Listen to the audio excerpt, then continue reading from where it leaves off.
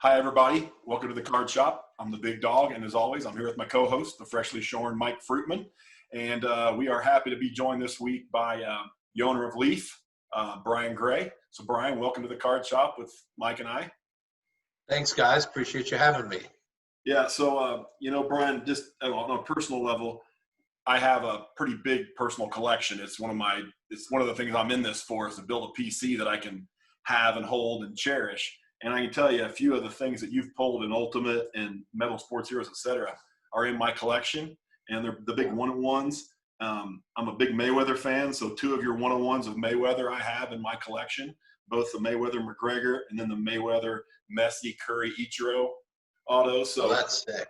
Yeah. Thank you for adding some pretty awesome things to my collection. People look at it and go, man, I didn't know that existed. So, it's an awesome thing. Thank you for that. Yeah, no, we're lucky that we don't have rules about mixing the sports. Right. And so, like, the licensees can't do that. Right. They make a product like Goodwin or something, but it's not the same. Right. You can't. Panini could never do mixed sports like this for licenses. Right. And so we take advantage of that. So we actually did like the equivalent logo man across leagues, where we had NHL Shield of Gretzky and an NBA logo man of Jordan. Right. That's pretty sick on the same card. They could never do something like that because of licensing. So Sure. We're able to find some nice little workarounds to create pretty original content. Right. So one other thing I do here, it's something we do on the Card Shop to make our guests feel at home, is we give them a background that they can love and appreciate. So I thought I'd give you that background to make you feel like you're at home. There you go.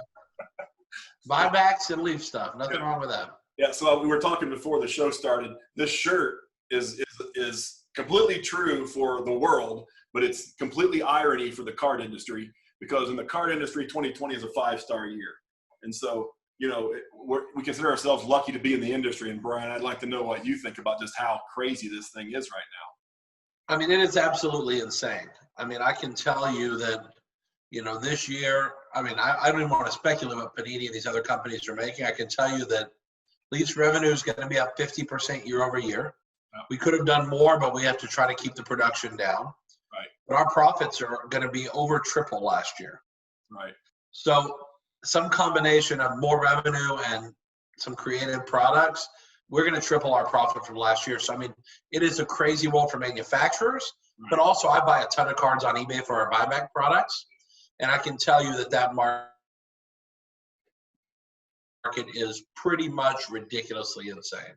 It has never been harder to buy cards. Yeah. It's just crazy. And I don't think it's all COVID. I think it's a lot of outside money that's poured into the industry.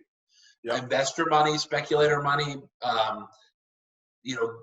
guys reliving their childhood money, whatever that is. There's been a massive amount of money poured in. And it's not just because people are stuck at home. Everyone likes to say, oh, well, as soon as COVID's over, it'll, no. We're in a new market. The amount of assets out there are finite. If you think about it, if you want to buy Apple stock, you can push a button and buy as much as you want. You can push a button and sell as much as you want. But you go out there and try to buy, LeBron James PSA 10s. Good luck. You'd have to work your butt off to buy 10. I tried selling you 2 a couple weeks ago. What are you talking about? I know. But to accumulate positions is not easy. And it's, I've been putting a lot of personal money to work now, and it's very hard to put that money to work in a smart way. Yeah. Especially when the guy I'm chasing, I was trying to buy Lucas. They're just going up so fast, I can't chase it anymore. I've got to let it go. Yeah, that's one of the things I've seen, Brian, is the liquidity. I joke with Mike, 'cause I'm a big seller on ComC.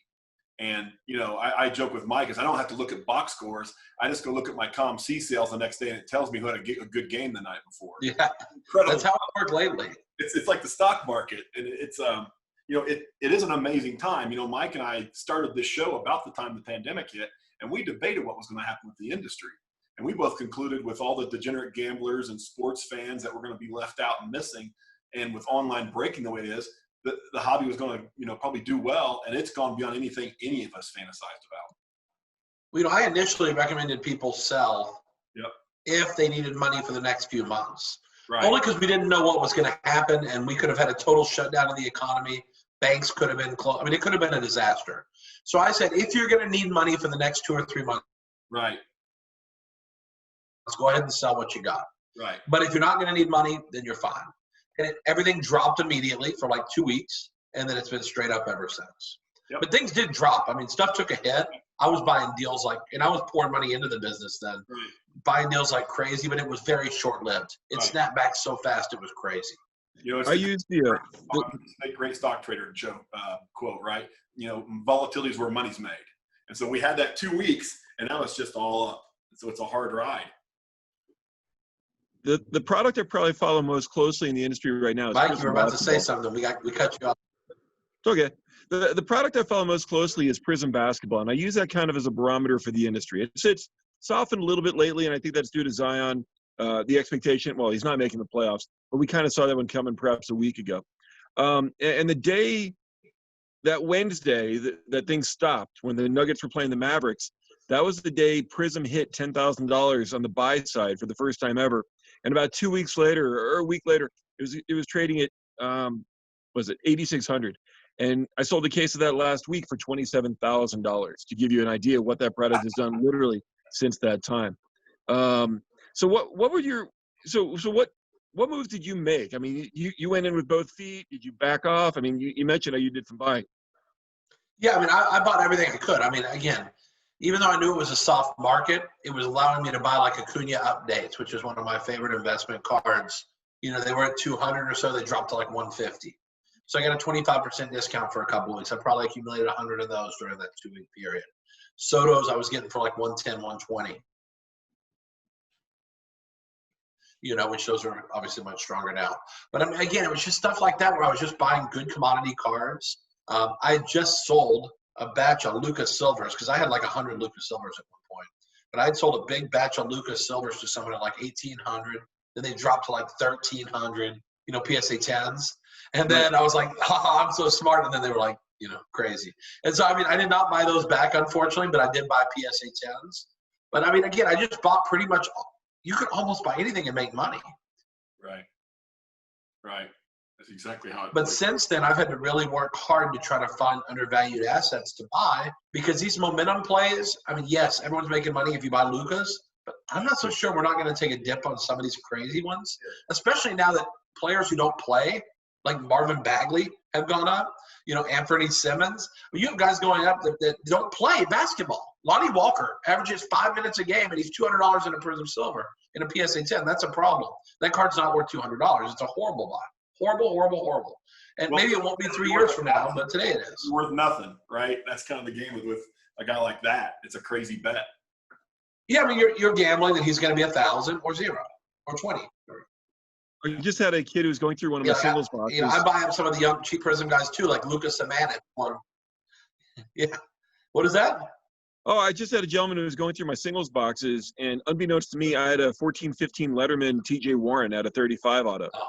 And that's a card 2 weeks ago. I mean, you probably could have walked it out of the door for $10. And now it's safe to say it's a $120, $150 card. What I expected once I gained the comfort with the market that things weren't going to pot, that sports were eventually going to come back, they were working that direction. I expected the greatest run the second anybody did anything that we've ever seen before. The amount of speculators who are ready to jump on any player right now is, I think it's stronger than any point we've literally ever seen in my 30 years in the industry, where somebody has a 51-point game, everybody knows about it. The attention to each game is so different, and the knowledge spread, and nobody wants to miss the next guy. I mean, during that game, I'm sure there were strong buys that just escalated beyond there. Yeah, I mean, I know that I bought 30 Michael Porter PSA 10 Silvers between 350 and 4.25, and 2 games later, 2,400, 2,100. I think they may be softening a touch now, but they got to be $2,000. I mean, to me, 2 games and a card goes up 400%, and it wasn't like a $10 card that went to 50. That's one thing, like a TJ Warren. We're talking about 400 to 2,400.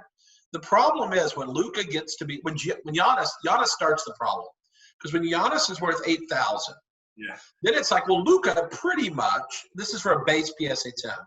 Luka is probably the best player in the league. But if you don't believe that for a minute, he's probably the second best player in the league. How can Luka not be $2,000 if Giannis is 8,000? I know there's set differences, much harder to get the Giannis, but people in their head see extreme value in Luka at $2,000 because Giannis is 8,000. Well, then the problem is Trae Young has to be 30% as good as Luka, so he's got to be 600. But then the problem is that the next thing you know, Shai Gilgeous, whatever, is worth like $300. I'm like, what the hell? I don't know how this happened. You know, and so I think that's part of the issue now is these guys, the prices skyrocket because, you know, people are massively speculating. And the supply, people are scared to sell cards. Yeah. That's my biggest issue now is if I'm willing to pay full eBay, I can't buy stuff because people say, oh, well, tomorrow it'll be worth 20%. You know, no one thinks anything's ever going to go down again. And so, I mean, honestly, we probably need a healthy butt kicking on something just to keep people honest, you know? Yeah, and Brian, that's what I think is we're going to see something similar to what we see in the stock market, where there's all this heavy momentum upward. When it goes, it's probably going to go a little further than it should back down, and there'll be a big opportunity because all those people that were holding, they're going to panic sell themselves price down, and then the opportunity comes to go collect out all that money. It's just everyone wants to ride to the absolute peak, and that's just a scary proposition. Well, I just don't think you're going to see blue chip assets get dumped. You're not going to see Chrome LeBrons get dumped. You're not going to see Acuna autos from Bowman Chrome. You're not going to see those cards get dumped. The stuff that's going to get dumped probably when the stuff hits the fan is going to be RJ Barrett silvers that are 700. Yeah. Maybe Trae Young silvers that are 1,800 to 2,000. Maybe Luka silvers that are 7,000, 8,000 now, PSA 10s. I mean, maybe they'll drop back to 5,000. They were 5,000 a week and a half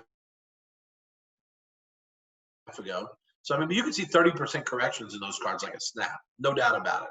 And so I think if you're putting your life savings in this and trading like it's Robinhood and you're a stock guy, don't trade it like Robinhood because you can get stuck pretty quick. But I think for the most part, if you're buying blue chip assets and guys that don't play anymore, I mean, I'm a much bigger speculator on guys that are out of the league than guys that are in the league. And so I've been buying quality assets of guys that can't screw up anymore. Unless they pull an OJ. You know, they can't really screw up. Yeah, the good news is with social media, you can't get to where you can pull an OJ. You get caught before it ever starts. Yeah, probably so. So just give me some background. How did you meet my well-shorn co-host here? How did you guys first meet? That's a good question. How did we meet? Well, the Like first at one of time the industry summits? Yeah, the first time I ever poked my head out was 01 in you'll probably remember this. Remember when Bobby Knight insulted that guy for asking a question when he pointed to somebody else? Yes, I remember this. How you doing? What's going on? Hey. Okay. That figures. So yeah, that was 01 and I was fresh off the boat, didn't know what the heck I was doing. Came back in 03 and then skipped the rest until Lauderdale and then every year obviously since. Yeah, no, and then we met at the industry summit, which, I mean, that event over back then it was the Hawaiian Trade Conference or whatever, but, you know, over the years, that event has really been a key event in getting to meet new players in the game. And right now, with all these new guys that are in the business, you know, we weren't going to go this year because of COVID, but even if we had gone, I think this would have been the biggest year ever. And I know they're doing a virtual event. We were on a call today to see how that's going to work out. But, you know, I think it's still a key event. We have not met half our customers because our customer base has exploded so violently in the last 6, 9, 12 months. You know, so it really would be nice to meet some of those customers, put a face to a name just like I did Mike, and you become friends and, you know, you get to debate cards and sometimes you're on the same side of a discussion, sometimes you're not. And, you know, it's fascinating just to, you know, BS our way through this thing. Yeah. So give us a little bit, you know, some people know better than others. You know, obviously you started with Razor and the opportunity to acquire the Leaf trade name came in and you embraced that fully to get a recognizable brand on top. But give me a little bit about how you started. Like, what'd you do before cards and how'd you get into Razor and give the history to our listeners so they understand where you're coming from. Well, I've been doing cards forever. I mean, I started doing shows in 1987. I was in high school. Yep. I was one of those kids that went around to shows every weekend, and I was in the newspaper as like this whiz kid like David Greenhill, like some of these guys. You know, I was a whiz kid back when I was young. And honestly, I just knew right away that it was the easiest money ever because not many high school kids are making 6 figures flipping cards. And that was back when, not like now, there's a lot of high school kids that can flip cards and make 6 figures. But back then it was impossible. Like you had to be really lucky or good. And so right place, right time, industry booming, you know, that worked out great. And then I went to work for a company called Edgeman, who was one of the biggest wholesale suppliers in the country. But actually, I worked for ProSet in between. So I actually worked for ProSet, then I worked for Edgeman, and then I bought out Edgeman, and then Razor. I wanted to make cards, and I realized that the distribution models were changing. Right. The manufacturers were changing how they distributed products, and for middlemen, it was getting harder and harder to make money. First off, products were going down. They weren't all going straight up. That was about the time of the financial crisis. So things were going down. That was the only way we could make money as a hustler, was if the market plummeted or skyrocketed. Anything in between, we couldn't make money. We could only make money if it went crazy one way or the other. So I always wanted to make cards because I worked at ProSet, and Lud Diddy, for all his faults, was a visionary. And I knew there was a better way to do what he did. I'd been friends with Richard McWilliam at Upper Deck. And so I'd seen kind of his successes and failures. And I knew that I could do something there. And so Razor was born. Baseball draft, we signed, I think, 28 of the 32 players exclusive. I mean, that's unheard of. Right. Like today, if that happened, it would be a riot in this industry, like of epic proportions. But to sign that, it's impossible. Today, you could never do it. I spent $3 million on draft picks in 2008. I spent $3 million on draft picks. Today, that would cost you $15 million, $20 million to do what I did for $3 million. But and then again, we did good with Razor. We did okay. I don't really love the name looking back on it, but it was that was really good to get my teeth kind of grit my teeth, figure out what I'm doing, learn how to manufacture, because it's not simple. People think this is an easy gig. Being a manufacturer is very hard.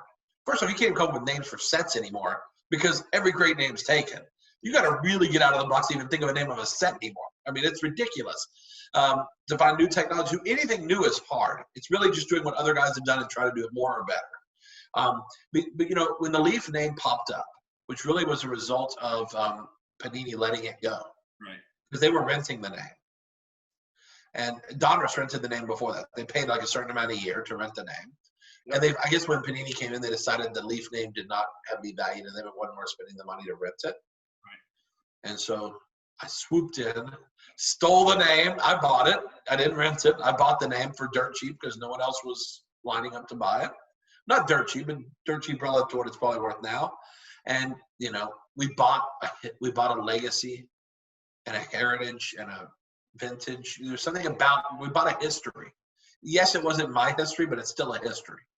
And so buying that and getting a brand name that right away people knew off the bat was a huge jump start. And then the vision was, what can we do that no one's really done? And that was do draft picks in premium quality. Right. Because at that time, like Sage Ham Football was making paper. As Press Pass was just doing plain paper. No one had really taken the shot. And so when we did metal football, that was the first year. That was like, nobody had ever done that as an unlicensed company. No one ever really made high-end player licensed, not league licensed products. And so we just got lucky. It all worked out. But it was, I think, that progression of being a dealer, a show dealer, a distributor, a store owner. I've owned 2 or 3 stores. Store owner, collector, manufacturer. It really helps your ability to be able to cater to what the customer needs, because you were that customer. If the customer is Mike Fruitman and Mike's Card Stadium, I know what he needs. I know what he needs because I was a store owner. I know what the collector needs. I know what the distributor needs. And so that's a huge benefit, because honestly, of all the guys that own card companies, I'm the only one that ever collected. No one collects at these other companies. They're just business people. Mm-hmm. And so I'm lucky that I'm educated in the side of business, and I also collected. So it's been a great ride. But I think all those things put together where they kind of like lay the groundwork for being in a good position to be successful. That it just right place, right time, plus great experience all the way through. I gotta point out here, we had a visit from Jason from Upper Deck about a month ago. He was driving through. He's Upper Deck guys are not flying either right now, but he was driving through with his daughters. He does collect Star Wars. I'm just letting you know this. He picked up a box of Star Wars. That's cool. Hey, no, Hey, no problem there. I mean, obviously, I've been a collector on a little bit bigger scale than that narrowness, but I think it's great. I hope everyone does collect. I think it would be an eye opener, for people in the highest level.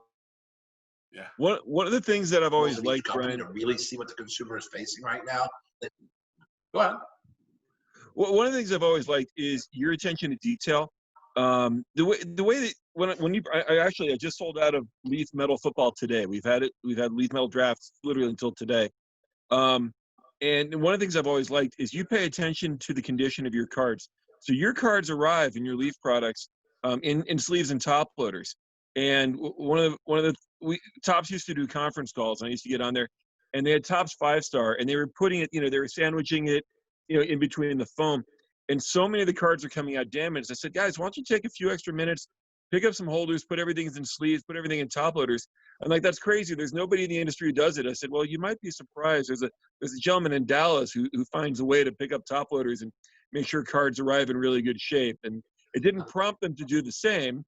Well, I guess with Dynasty, but you pay attention to detail, and people aren't getting damaged cards out of your product. I can't remember the last time somebody had an issue quality control with your products. The way you handle redemptions is, I think, ideal. I mean, I don't want to stack everybody up, but there's few that do it better, and I really can't think of anybody who does, really. The way you handle it, the way you understand what a collector wants, the comfort level people have when they buy their product, they know what they're getting. They know they're not getting the uniforms, but the way you value, the way that you number the cards, I mean, you do more with less, I guess, than a lot of people do with more. I think that's true. I think that's true for sure. And I mean, honestly, redemptions, I hope we make them more fun, because we don't tell you what parallel you're getting in these sets. So when you open the envelope, it's like getting another pack in the mail. Whereas like with the traditional one, you're getting a number to 25. Well, what's the fun in that? You open it up, it's number to 25. Shocker. But with us, if you just redeem a Wander Franco, which he just returned his cards today, and we're shipping them tomorrow, you literally could get a 1-of-1, or you could get the base version. You don't know. And so I think that's also a value add, because I think the redemption goes for more because you don't know what you're going to get than it would if it said number to 10 or number to 25, because the base versions would be worth far less. The 1-of-1 would be worth more. But I think you get a better value across the board this way. I think it creates more value. But again, that's just doing it differently than everybody else does. And that's okay. We have a different way of doing it. We tend to fill our redemptions really fast. At 1 year, it's over. Like we're replacing, like AJ Brown reneged on his contract on us and Panini. I don't know what they're doing. We've sent out a list to every customer who had a redemption, and we're offering them to let them choose their replacements. Right. Instead of just sending them something and saying enjoy. We're giving them a chance to choose. If they don't choose within a certain amount of time, we're going to make the choice for them. Right. Yeah. So we're. But still, that's again, how different is that? Most companies just send you a replacement. So Brian, look forward the next few years, and we'll stick to your model primarily. You've got lockups on the NFL, lockups on the NBA, lockups on Major League Baseball, lockups on hockey. Do you see your model continuing the way it's going, and you're going to work directly with players and look at the formers, or do you see opportunities or thoughts around how you'll evolve your business that will enhance what you've already done? Well, frankly, we, generally, as long as the market remains fairly competitive, we don't have a problem being with exclusives. It actually benefits Leaf in most categories when there's an exclusive. Like our football does so much better because Panini has an exclusive, because we're the alternative. Yeah. And, basketball, no one else makes. In baseball, you do have Panini and us and Tops. In hockey, we're the alternative to Upper Deck. Now, obviously, we have some issues with Upper Deck we're working through, because that market really isn't as open as it could be, but or as it needs to be. But I think when the market is allowed to be open and competitive and whatever, I have no problem. I like the exclusives, actually. I prefer them. I would prefer one company have each sport and let me be number 2 in every sport. That sounds good to me. I'm okay with that. I think what's much harder is back in the old days, we could be number 4 or 5 in football. Number 4. So I think I'm in a lot better shape now. I'm selling way more product. There's no doubt about that. So I like the landscape just so long as it remains competitive. And Panini has been an incredible competitor in the fact that they let us just compete. And really, our products, I like to think they're more complementary than supplementary. I don't think our product's designed to replace theirs. I think it's designed to help keep your attention until the big stuff comes. And that's cool. I think that's cool. We try not to come out with products too late in the year so that it interferes with our calendar. Try to get them out earlier. And I think, again, when we can work with our competitors to do so in a way that's good for the collector, because it forces us to compete and be innovative and do a good job without trying to stomp each other to the ground and take each other's legs out, I think that's a good thing for the market and for the competition landscape.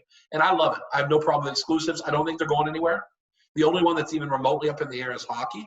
And the only reason it hasn't happened is because one company will only take an exclusive. They won't do any other deal. And I think if they would have been willing to split it, we would have had 2 hockey licensees this time. But I think everyone who's gone for that license wants all of it. Yeah. They don't want a piece of it. They want it all. And I think hockey is going to have a hard time completely walking away from Upper Deck, unless they don't pay their bills. They're not going to have a problem walking away from Upper Deck. I mean, they're not going to walk away from Upper Deck. It's like Thompson Baseball. The brands have too much equity. You can't walk away from Young Guns and Cup and all this stuff. But you could bring another licensee in. That could happen. That's the only one I see that happening. And I think every other category is lock, stock, done. It won't change for the next decade. Well, it took when basketball switched to their exclusive, there was probably about a 3-year run of concern where, there was, Panini was building up the brands. They were building up, they were bringing folks over to that sport and showing what they were doing in other sports and getting them involved with it. And I remember, there used to be a lot of clamoring for, let's bring Upper Deck back in, let's get 2 with basketball. And, while I think a number of people would like that, especially this year, I mean, God, if there was Exquisite, SPX, SP Authentic this year, wow.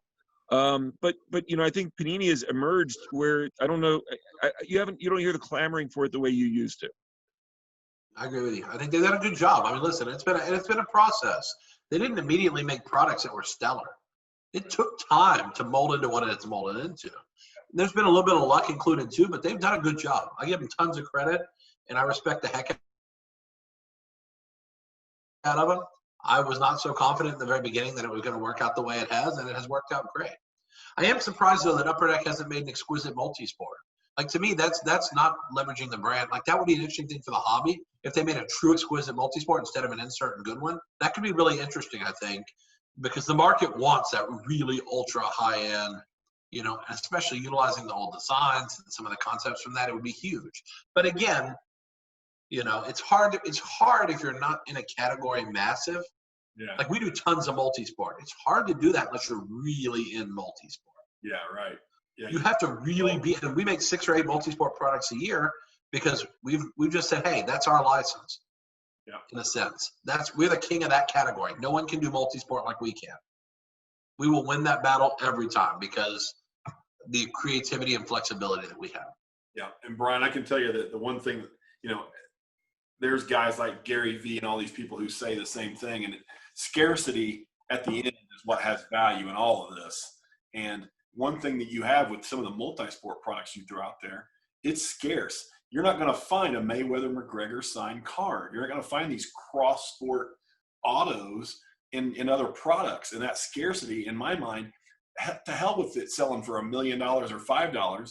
If you're a collector, that's a big deal because that's crossing generations. And you have, you can put 4 stories on one card, 4 autos, sure. for all those guys. And that's to me, that has huge value as a collector. And it means someone knew what they were doing when they put it together. Well, and guys like we did Giannis and Aaron Rodgers. Yeah. Like, that's a cool combo. If you're from Green Bay, you're from Wisconsin, that's a cool card. Milwaukee or Green Bay, that's a cool card. And so, again, we just have so much flexibility, and it's kind of an unfair advantage we have because we don't have to answer to anybody. Just make sure we do it the legal way, which we do. But I think that's a huge advantage, and we try to really take advantage of that. And I think the products show it. And, again, I'm blessed that we run that category. That's our division. We win multi-sport. And I like to think we win pop culture, but we win multi-sport for sure. So when you look at, you also have obviously the authentication side of the biz, and that's part. how has that business looked over the boom in the card side? Has it followed a similar path, or how has it gone? You mean autographs and such? Yeah. Yeah, the autograph business is good. I mean, right now it's especially good because there's no shows. Right. So it's very hard to get inventory. Like, it's hard to buy autograph stuff for your store if you're a store owner right now. Right. Because there have not been a bunch of signings. And so, like, I mean, I have some killer stuff coming that, like, I don't even know how I'm going to price it. I mean, I have some great stuff coming that stores around the country are going to freak out when they see what I have. But it's like, how do you price this stuff? I mean, it's getting harder and harder. And we make so many memorabilia products that honestly we use most of the great men we can buy. Right. We don't even have a need to sell stuff anymore. And there were a lot of stores that were counting on us for deals and opportunities and discounted stuff and what have you. And it's just, there's not much out there. So that's been one effect of COVID. And also mini helmets. There's no mini helmets to buy anywhere. 70% of the teams are sold out for the next 3 or 4 months. And so we can't even do signings with players for our products because there's no mini helmets to buy or no full-size helmets to buy. They're all sold out everywhere. So, it's interesting, but I think that business, you haven't seen the stratospheric crazy rise in prices. Yeah, Mahomes has gotten more expensive. And yeah, Zion's not cheap. And, there's a lot of expensive guys, but it's not like cards where the prices are just going nuts, which is why I don't believe it's a COVID issue. Because if this rise was all due to COVID, you would see the same thing in other collectible asset classes. Right. But you're not seeing Funko Pop prices soaring. Yeah, they go up, but they're not soaring. And that tells me that it's not just every collectible because people are sitting at home. There's something special going on here that goes beyond, just people are stuck at home and they're buying their hobby. It goes beyond that because not every hobby is soaring like this. Most aren't. One of the products I've enjoyed that you're making, or that you made a number of years ago, you had the Ripken offering, you had the Pete Rose offering. Are there opportunities you're looking at like that to come out with other players in some sort of exclusive? And if so, once again, would you please choose John Elway? Yeah. Elway, these deals, when we do those products, are really driven by opportunity. And it's really just when we can make a deal with a player that is a compelling value proposition. And there aren't many. I mean, it's very hard. I mean, Ripken and Rose were 2 that we did great with. We did a mutual deal once that was stellar. But we have one more deal in our pocket that we've done. But we have to wait to really come out with more of these assets till later in our deal. Because what we did learn from some of these other guys is if you come out with those products that are really value-oriented too quickly, it can impact the market value of the autographs. I mean, Ripken autographs for a while took a big hit. And Rose autographs have never recovered, although he keeps signing. Who knows? Yeah, I'll say he's we probably have a monster bigger than right we now. have a monster bigger than Rose, bigger than Ripken. We have a monster deal. But we're not going to come out with ultra value driven items until the very end. That's when you'll see the blaster box that you can't believe your eyes, because it will be the greatest blaster box in the history of the hobby, short of Prism. It'll be our greatest blaster box in the history of the hobby.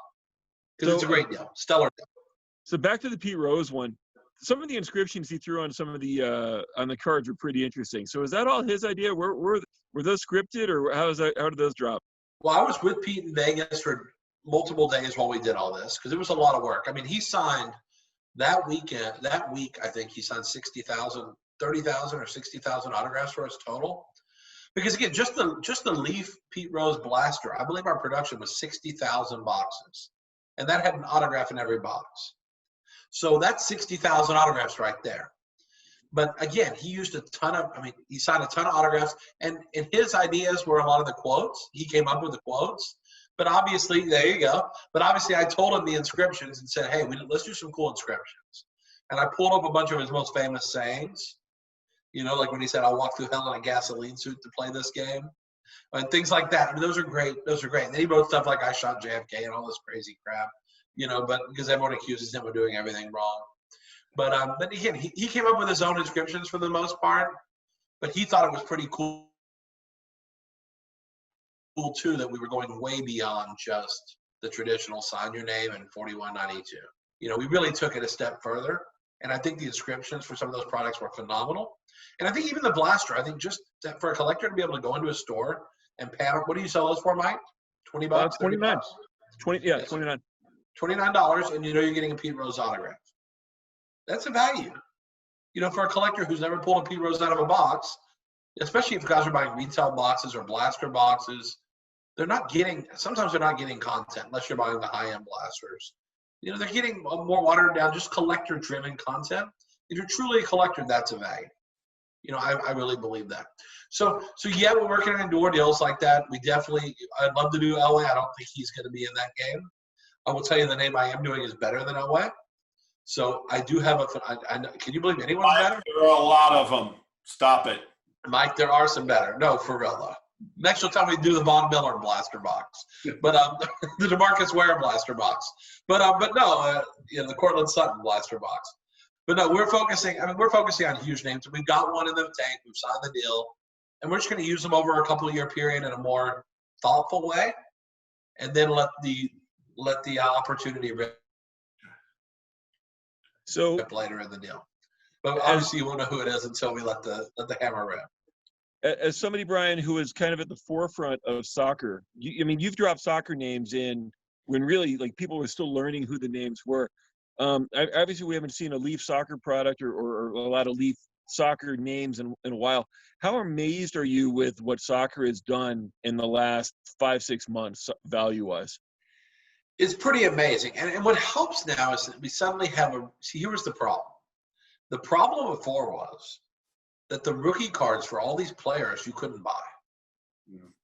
Because the Messis were very tough sets.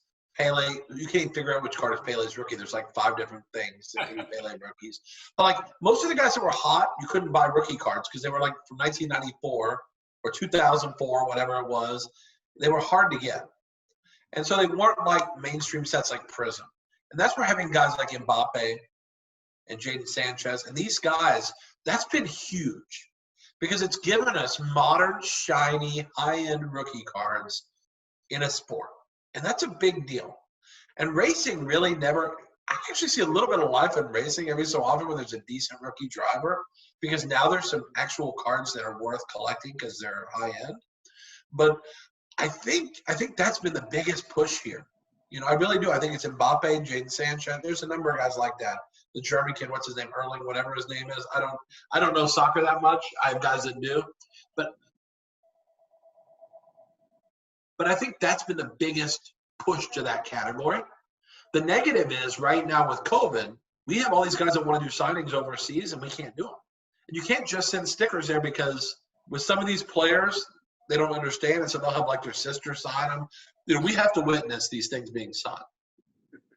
So that's changed things a little bit, and it's made it much harder to get autographs because we have to go to Spain or wherever to get those autographs, and it's a lot harder, much, much, much harder.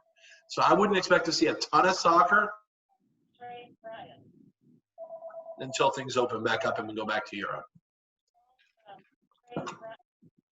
So Brian, one of the things that that I think separates you from, I'll call it the big wigs that run Upper Deck, Panini, et cetera. You ain't afraid of getting out there. You're not afraid of getting out there on Twitter. You're not afraid of getting out there in other areas. And, you probably are leading the league in beefs with all kinds of people around the hobby. And, I think everyone has a forum and a content. And I would be remiss if the three of us didn't talk about the fact that all three of us are Hall of Shame members for one of those fine beef creators out there. But I just, if you wouldn't mind, just give us a little perspective on how all that's gone, and with the two brothers and all that. And Mike and I have been on the record as saying, man, the guys have a unique opportunity to be kind of like the short sellers of in an industry where that's a good thing to do, but they can't get out of their own way with the way they go about communicating, and it really compromises what could be a much greater impact on the hobby, and I think in a constructive way. So I'm just curious where you are. I know you were working on a business arrangement today, and I'm using air quotes around that to maybe have some content sharing and work on some click value. But I'll give you a minute to just talk about that and where you think it is and what it needs to do. Yeah, I'll tell you. I think I am pretty vocal out there, and I think that's important because again, when we started Leaf, The idea behind this was we were going to be the antique traditional card company. We weren't going to do anything the way it had been done before. So when you did our redemptions, when we first started redemption website, it was a pack on the screen that opened to show you what you got. So it was even from the very beginning, everything we did, we tried to think about how did the other guys handle it. And people cried about everything back then, so there was always a criticism. What was their criticism, and how do we pre-address the criticism? And one of the problems is customers said companies don't listen to me. Whether it was a store, a distributor, or the retail end consumer, they said, I call the company and I can't get a real person on the phone, and no one listens to me. So I made a decision back then that we're going to be out there and visible. The plus to this is that people say, man, they actually engage with a consumer. I get that everywhere I go. They're like, I can't believe you actually engage with a consumer. And then some of them go, I can't believe you engage with a consumer, because obviously it can go south because some people don't like I'm a little brash sometimes, or a little more aggressive. And I think, I defend my product when it needs to be defended. And I'll be the first one to say when we don't execute something well. And we've messed up stuff. And when we don't execute well, I'm the first person to say, I can't believe we failed. I can't believe we dropped the ball on this. And so what's funny is it's a very vocal minority. What we found is I did a video podcast with a gentleman in Canada last week. Yeah. 500 people watched live. Yeah. And he said that he saw 0 negative comments. I couldn't see the chat. He blocked it, or I can't see it. Right. He had 0 negative comments in the chat from 500 people. And it was almost a love fest, which I actually prefer a little controversy, so we can really discuss and get into the meat of it. But everyone's like, I love your products. You do this so well. I can't believe you do this. Thanks for not doing too many redemptions. Thanks for filling them quick. And so it was really kind of a love fest, which I'm just getting used to. But what I'm finding is with this new video podcast kind of world like we're doing here today, it's different. Because when I type on Twitter, it's just words. Yeah. And you don't get to see the passion for the industry. You don't get to see my love for this. You don't get to see that I'm being sincere when I say there are problems and there are good things, and it's sincerity. Yeah. Yeah. Well, and we live in a jaded world where people read words on Twitter. Our president says things on Twitter, and people are divided what that means. How do you expect anyone to read anything I say and not have some element of division, unless it just says kumbaya, it doesn't talk about anything, And so with these guys you're talking about, listen, I'll say one thing. They've done a very good job of managing clickbait, getting people to click on their links, because basically that's how they get paid. Yep. They are very good at monetizing websites and links, and you click on stuff, you're getting them paid. You may not be paying them, but the search engines are. Correct. And so they're doing pretty well. They're smarter than we give credit. Yep. In some ways, they're very, very smart. They know how to make money. They probably tread on the line legally. Someone could probably take them out behind the woodshed and spank them. But honestly, we're all making so much money. Who has time? Yeah. Now, see, that would be their shortcoming. As I watch on their Twitter, they say they don't believe anyone's making money right now. And I said, are you out of your mind? They don't think stores are making money. They don't think breakers are making money. I can tell you one breaker I know that is set for life now because of the amount of money they're selling and the amount of profit they're making. See, these guys don't think they're making profit. These guys are making profits beyond your wildest dreams. Numbers that will blow your mind. Yeah. I mean, again, I'm telling you, at least we have triple the profitability of last year, and last year was our best year ever. And we're at triple profitability this year. I'm trying to remember how many times I've gotten. It's mind blowing. It's so much that we've had people inquiring about trying to buy Leaf. We have people coming to us now trying to buy the company, from outside the industry, because we're the only company you can really acquire, because the other guys are too big or have other reasons why you can't acquire them. We're the only one that's acquirable, and the chart is straight up. And so we're entertaining those kind of offers right now, and it's because this industry is crazy. That's one place the guys are misguided. Those two guys, the brothers you're talking about, they're misguided. They don't understand people are making a lot of money. They're making a lot of money. Now, there are some people who are spinning their wheels. Some people who open boxes who think they're making money because they sold stuff, but they didn't really do the math, and that's okay. We don't need everyone to do the math. But, I think if they're talking about those guys, I get that. There's a lot of hustler types that don't know if they're making money or not. Right. But I think the organized people in this business, Mike, you can say if you're making money, I think people are making money pretty good right now. Well, are you making money? If they want to move the industry summit to Switzerland, that's fine, no problem. I'm good. Yeah, that's what I'm saying. I mean, it's a great time. And so these guys, you can't worry about these guys. They just listen. They're clickbait guys. Yeah. Click at your own risk. But I mean, at the end of the day, I think they're fairly harmless, even though they have probably crossed the legal line some. They're fairly harmless, and I honestly don't think they're probably bad guys. You know, I think it's like, what is that movie, Wreck-It Ralph, where he says, Yeah. just because you're a bad guy doesn't mean you're a bad guy. Maybe they're okay guys, but they play the role of the villain. And so I think, you know, we'll play the role of the heroes then. We'll do what we think's right. Yeah. And we'll stand up to that. Who cares if they bark? The 5% of the 1% of the people out there who follow them will bark, but the other 99% are like, what's wrong with them? You know, and I think this video, like I said, the video podcast, this kind of format is critical because it allows us to put a personality behind the opinion. And that's why I do everyone I'm invited to, because people make assumptions about me without even meeting me, without knowing me, without knowing my history even, just because some guy on Twitter said something. Yeah, what's funny, Brian, is I do pretty big homework before we have people on the show. And the one thing I saw was it seemed like there are opinions, and then anyone who's had you live in a conversation, their opinion changes. And I haven't heard it change for the worse. And so that speaks to exactly what you're talking about. I know my company, you know, we limit the number of emails you can send back and forth because you can't read sarcasm, you can't read emotion, you can't read feelings. And so if you can't get it figured out in a few emails, make a phone call. These podcasts and this video, that's exactly what we're trying to get through here is let people show people who they are and, you know, say what you got to say. And I'm working on the same thing. I'm working on a video podcast format because, again, we've got all these players we work with and celebrities we work with and our distributors and our store owners and breakers.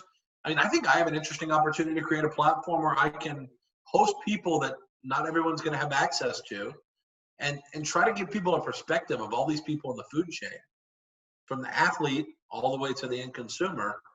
I think there's value there. So I'm looking at that format myself. I think you guys are smart for doing it when you are. And I think I think it gives collectors a totally different look at things, totally different. So, Brian, I want to ask you, I think we're about the 11-month mark where a full year ago, you gave the closing ceremony speech at the industry summit. And obviously back then we did not know what a COVID-19 was. However, you were kind of bracing us for some pretty radical potential changes in the industry. So would you say you've tempered that, thrown it out the window, or is it something that's just is on hiatus for like another 6 months or so? Well, I will say 3 years ago, I called for a bull market, the likes of which we'd never seen before. I did call for that in my closing speech. There's video of it. I said, we're going to enter into a bull market like you can't imagine because the amount of money pouring in here is huge. And it took probably about 6 months to really start taking shape, and then it started going. Nothing like now. But I do take credit for helping to call that because it was the right call. I knew it. What I said last year at the summit was really, it's my tsunami speech, which is be prepared. You're making lots of money, all you guys. Everyone in the food chain is making money, whether you're a collector speculating or investing, or just collecting and making money by accident, or whether you're a store owner, a distributor, a manufacturer. You've got to prepare for what a tsunami looks like. Yep. If your way of doing business is wiped out tomorrow, can you make it? Yeah. Because so many breakers were only breakers. No physical store presence, nothing. Yeah. Or mail order or anything else. No, they weren't selling on eBay. It was just they broke online on Facebook somewhere and people showed up, hopefully. Then you had store owners who refused to be breakers because the breakers smell bad or something.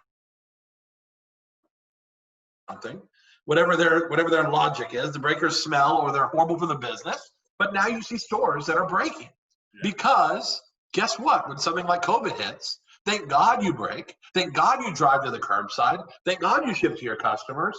And again, you have to prepare for the tsunami. The good news is this one didn't wipe us out. This was like a 2.7 earthquake. Yeah. There will be a real tsunami. This was the fire alarm at the hotel going off at 2 in the morning, but nothing was on fire. This is nothing. There will be a tsunami at some point. where it's not going to have anything to do with cards. It may be the financial market struggle, bad credit. It could be, maybe it is a quarter of the world's population dies from some disease. Who knows what it is? But there will be a serious down in the economy that we have no control over at some point, or some other big macro issue. And I still believe you've got to be equipped. You've got to have insurance. What are you going to do if your way of doing business is wiped out tomorrow? And for a few weeks, it was wiped out. But you know what? We were lucky we're in a good market. Otherwise, there'd be half as many card stores today as there were before COVID. Thank God the market's strong. Because this market was weak, it'd have been over. You would have had stores closing everywhere. This would have been, for stores specifically, this would have been a fatal event. But thank God we have good people like Mike who are like committed to the category. They'll walk stuff out to the curb and deliver it when the law allows. And until then, they'll break stuff online and ship it to you. You know, being flexible, that's critical. And we have so many people that when money's easy to make, like being flexible is the last thing on their mind. They just want to grab the low-hanging fruit. They're not thinking big picture. You know, I could just print like mother loads of product right now and get filthy rich instead of doing okay. You know, we could try to get filthy rich right now, but that's not being thoughtful for the long term. And we might get away with it because the market's so strong they can eat everything we make. But we're trying to be thoughtful and think about what happens if the market turns. Well, we have built the brand equity to be in a strong position still. Right. Can you be a little bit less thoughtful? We'll take a few more releases. If the card market were to soften. Yeah. You know, but that's the question is we really just have to be thoughtful of what our picture looks like. If it goes, and it could. I do believe we'll have a tsunami. And the speech sounded very prophetic when COVID hit. I think Janice Mabry was the one that called me and said, Brian, for the love of everything, how did you do that? You know, and thank golly the industry wasn't over, you know. Thank golly it actually was probably a healthy wash for a couple of weeks to set up the springboard straight up. So, but yeah, that was my speech. I said, be careful. And it wasn't just I was predicting COVID. I clearly had no idea that was coming. But we have to be thoughtful when things are good, to not forget what it smells like and tastes like when it's not good. And if you can keep that in mind and prepare yourself for it, you'll just be better equipped to be able to handle the fall a little better. Right. So we always have a couple, not to derail anything, but we have a couple standard questions we ask because it's important to humanize the people on the phone, especially somebody like you who's a collector. One is, if you had to get rid of everything that you've ever collected, what's the one thing that you'd never part with? And again, most of my actual collection that I wouldn't consider investment. Yeah. Most of my collection is autograph stuff. Much of it from the people I've worked with or met, and some of it stuff I've acquired. You know, like I have a Heath Ledger Joker autograph photo. There's like 30 known to exist. They're worth 10 grand, 8 grand, something like that. But it's just a rare piece. They don't exist. They'll never be more. Very rare. You know, so I have things like that are valuable that I like. But honestly, it's like I spent hours and hours with Carrie Fisher before she died. And I have stuff from that signing, you know, that I later did Harrison Ford. He signed for me on the same items. Just stuff like that like I got these things. Yeah. You know, I got those things myself. That's awesome. You know, I have some big things like I have a Gene Hackman's Golden Globe from French Connection. The actual Golden Globe Award. Like, that's cool. You know, that's a cool item. You know, I've got Will Smith's gloves from Ali. I've got just stuff like that I value. I just think it's cool stuff. And I just get to the point to where I'm like, I have the Hercules, Eddie Murphy's dress from that movie with the high heels and everything. But it's just stuff like, I just love stuff like that. So honestly, I don't think I have one thing that it's like, that will never go anywhere. But I have a lot of stuff that were like an accumulation of memories, because most of my collection being autographs, a lot of it's memory driven. You know, I just remember. I remember meeting Carrie Fisher and Harrison Ford, Pick Your Poison, you know. I remember sitting with Matt Damon outside the airport for 30 minutes while he signed 100 pictures for me. And I remember what we talked about, every word of it, you know.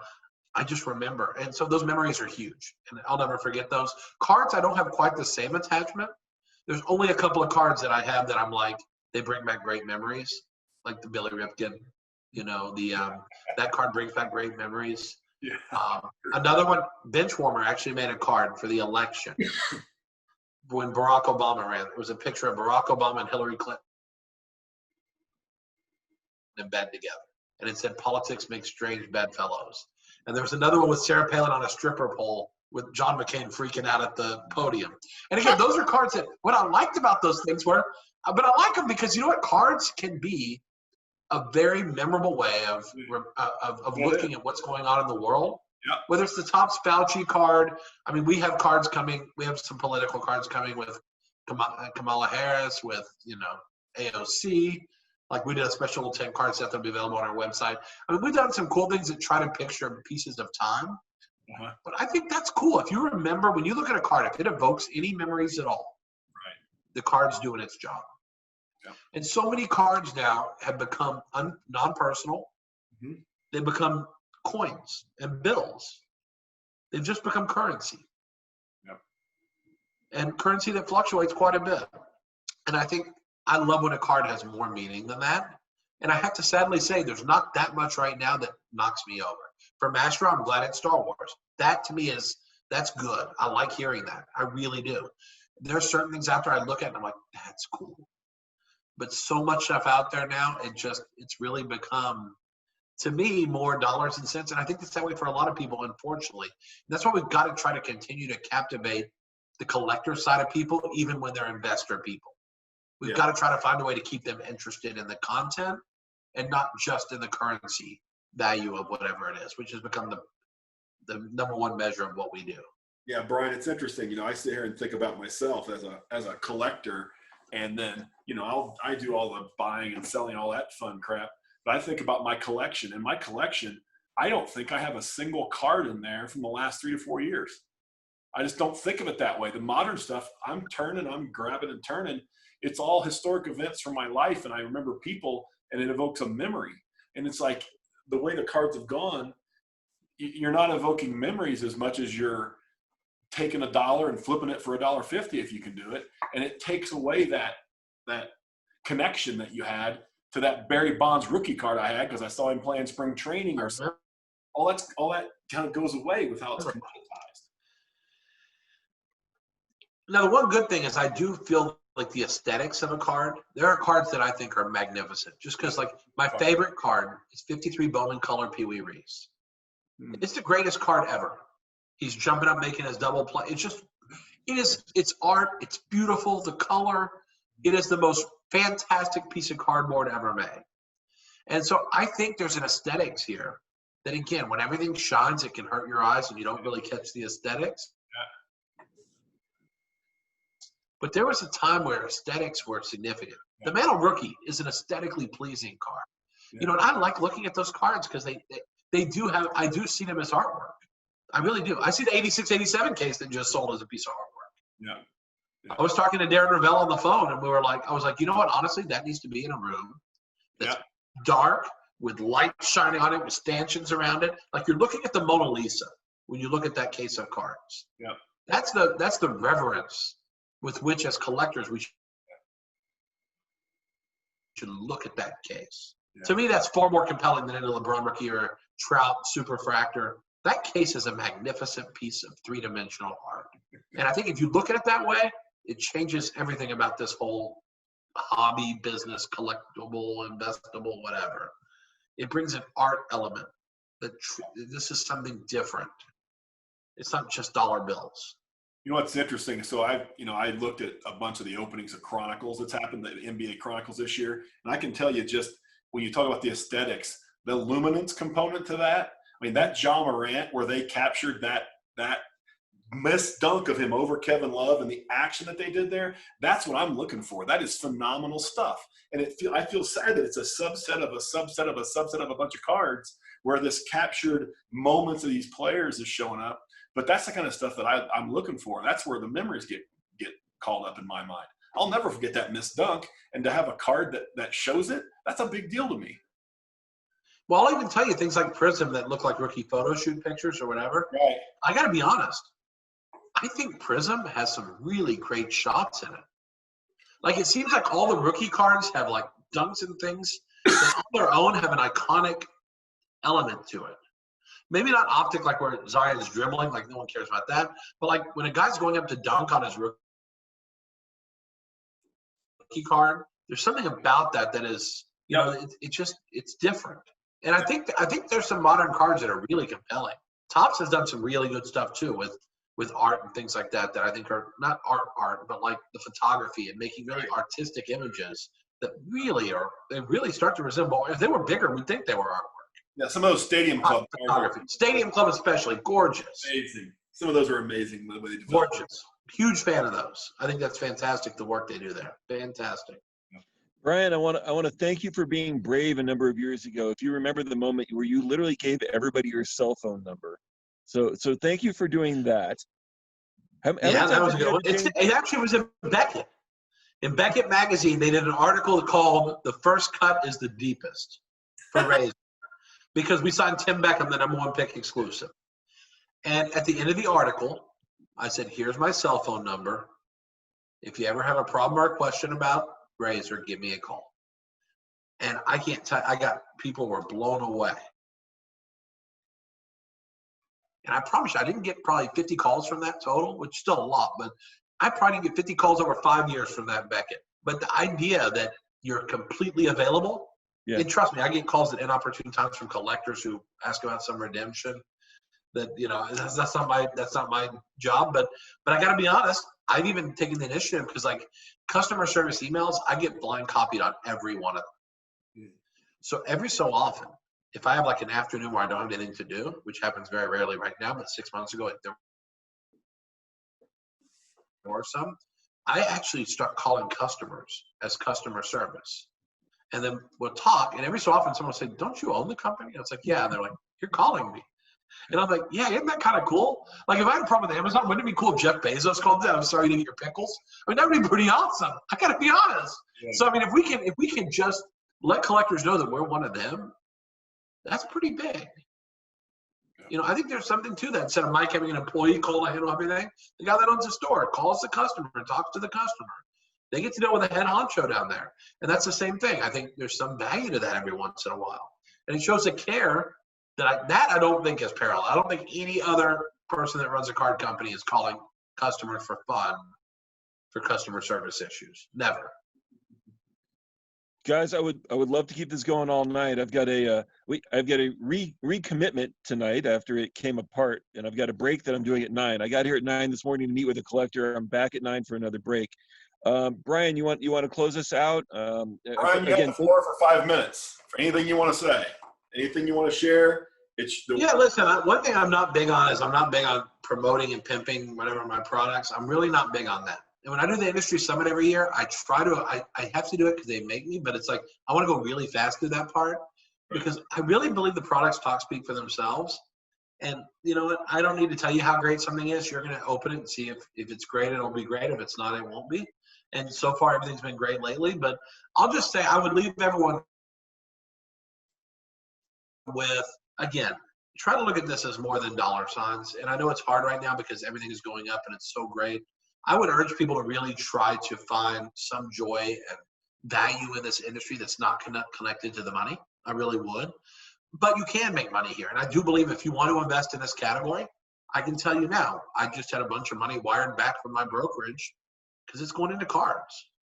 I honestly, I don't know why I'm buying stocks. I'm not going to buy stocks until after the election because there's a lot of risk there. And I don't see any risk here, really. I see very minimal risk.